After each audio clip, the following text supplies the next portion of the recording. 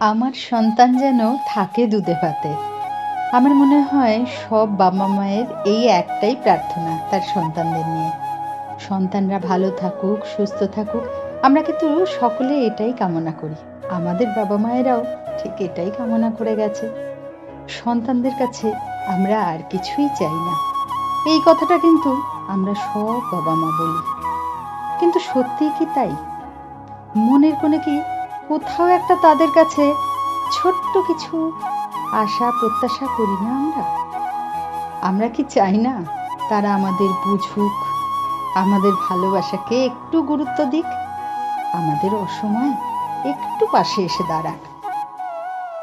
অনেকের এই ইচ্ছেটুকু হয়তো পূরণ হয়, কিন্তু বর্তমানে না বেশিরভাগ মানুষেরই দেখেছি এই আশা অপূর্ণই থেকে যায়। আর এই পাওয়া কোনো অর্থমূল্যে মূল্যায়ন করা যায় না। আর সেটা শুধু একমাত্র বাবা মায়েরাই বোঝেন। বাংলায় একটা প্রবাদ আছে যে যে গরু দুধ দেয় তার ৪ সহ্য করতে হয়। আমি এটা উদাহরণটা দিলাম তার কারণ অন্য কিছু না।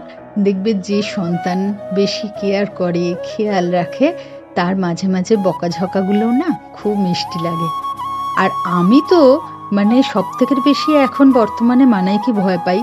কারণ বিশ্ব ব্রহ্মাণ্ডের কাছেও আমি কোনো মনের দুঃখ বা কিছু যদি হাসি মুখে লুকোই, কি করে যে বুঝে ফেলে আমি নিজেই বুঝতে পারি না।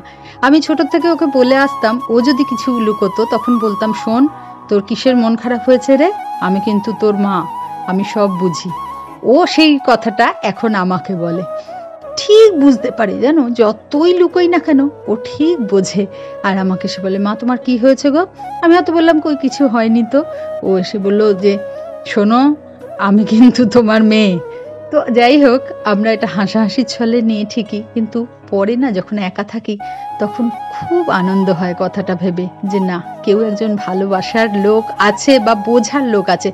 হ্যাঁ, হয়তো সবাই বুঝতে চায় কিন্তু বুঝতে পারে না, সেটা আলাদা ব্যাপার।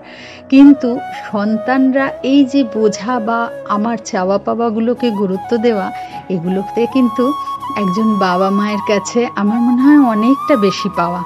দেখো, এই টবগুলো মানাই সব রং করে দিয়েছে, কারণ আমি বাগান ভালোবাসি। আর আমি বাগানটাকে একা তো আর এখন সাজাতে পারি না, আগে পারতাম, এখন আর শরীর পারমিট করে না। ও যতটা সময় পায় আমাকে সঙ্গ দেয়, আমার ভালোবাসাগুলোকে না ও পুঙ্খানুপুঙ্খভাবে বোঝে। ছোট থেকেই আমার চাহিদা বিরাট কিছু কোনোদিনই ছিল না। আমি অল্পতেই ভীষণ সন্তুষ্ট। তাই বোধহয় ভগবান আমায় অনেক বড় উপহারটা দিয়েছেন। হ্যাঁ, সত্যি আমি মা হিসেবে নিজেকে গর্বিত মনে করি আজ।